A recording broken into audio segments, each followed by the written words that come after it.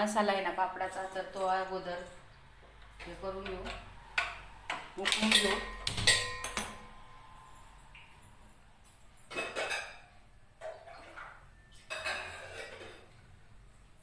तर 2 किलो पापड, 2 किलोचे पापड करायचे आहे आपल्याला. तर मी 2 हे ठेवणार आहे ग्लास, आणि त्याच्यामध्ये आपण हे ना रामबंधूचा पापड मसाला टाकून देणार आहे. कारण पापड मसाला जो आहे ना उकळून घेतल्यामुळे काय होऊन जातं आपलं आहे ना, असा सॉफ्ट होऊन जातो.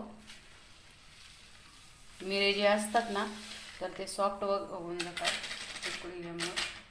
आणि रामबंधूचा पापड मसाला खूप छान आहे.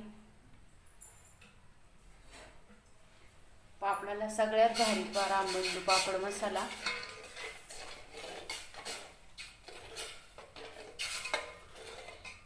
तर मस्त असा उकळून घ्यायचा कमी गॅसवर. फुल गॅस ठेवला तर लगेच वर जातो तो.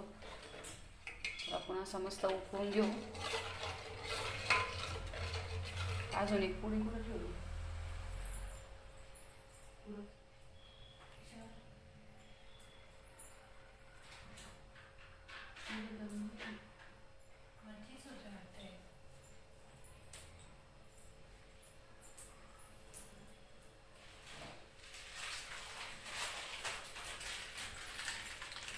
तर आपण 3 किलो पापडाचे 3 किलोचे करणार आहेत पापड. तर 3 पुड्या घ्या. तर मी एक टाकली आहे, आता अजून टाकू, आणि एक जे आहे तर ते नंतर करणार आहे.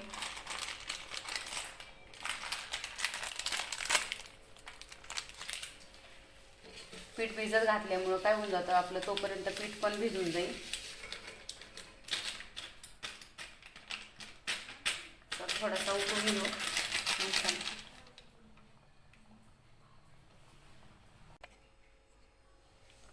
तर हे उडदाचं पीठ आहे, 2 किलो घेतलंय मी मोजून. तर आपण आता भिजून घेऊ ते पीठ, कारण आपले दुसरे कामं होऊपर्यंत ते असं मस्त भिजले जाईल. आणि हा मसाला, कारण मसाला आहे ना तर मी असं थोडंसं ते शिजून गट्टच झालं. कारण काय होऊन जातं आपल्याला पाण्याचं अगोदर जास्त टाकलं ना तर पाण्याचा अंदाज येत नाही. त्याच्यामुळं मग काय होतं, जास्त पाणी वगैरे होतं. त्याच्यामुळं मग मी थोडंसंच 2च ग्लास पाणी टाकलं, आणि त्या 2 ग्लासामध्ये पाहू शकतायत मसाला पूर्ण असा शिजून घेतला. कारण हे जे आपले मिरे असतात ना तर ते सगळे सॉफ्ट होऊन जाते. तर आपल्याला जसं पाणी लागेल तसं आपण घेऊ.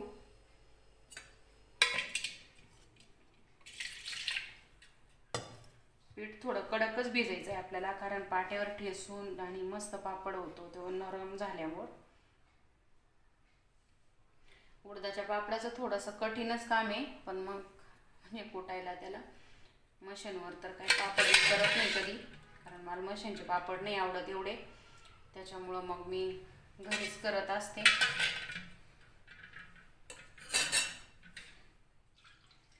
आणि घरी पापड केलेला कधी पण छान लागतो. मस्त असा आपण पीठ पाट्यावर असं कुटून घेतो तर ते पीठ असं मस्त मुरल्या जातं.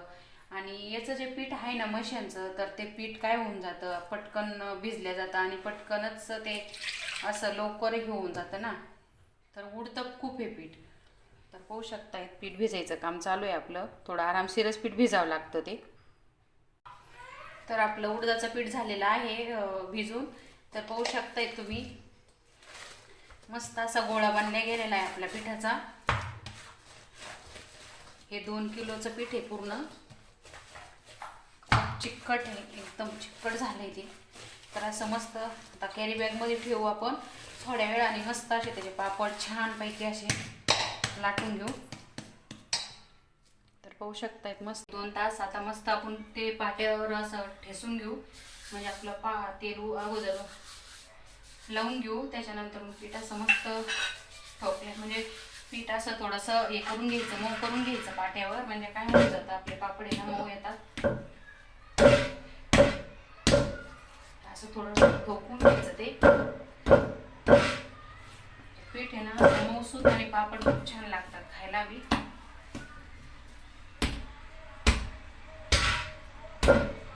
मऊ करायचं थोडं, निब्बर मळताना एकदम निब्बर मळलंय मी. आता एकदम असं नरम करायचं ते थोडं ठोकून. म्हणजे काय होऊन जातं पीठ आहे ना आपलं छान होतं.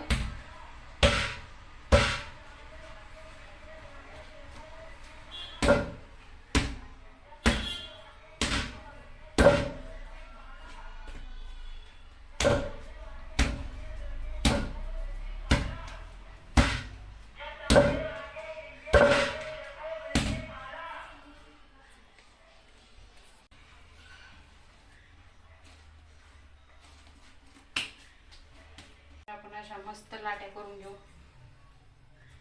पटापट.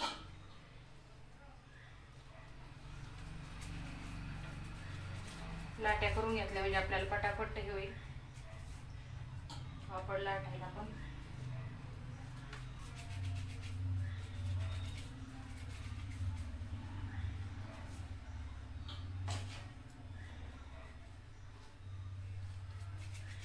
पीठ मऊ केल्यामुळं पाट्यावर उंट्यावर काय होऊन जातं आपलं ना, मस्त असे पापड येतात आणि एकदम भिजत आणि कडक भिजायचं आणि पीठ ठोकून आपलं मस्त.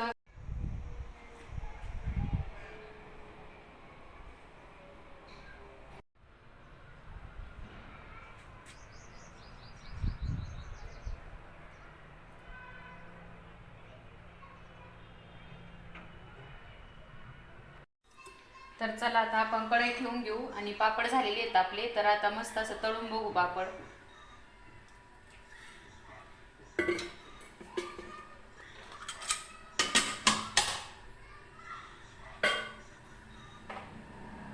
तर हे आपले झालेले आहेत पापड. तर चला आता आपण तळून बघू पापड.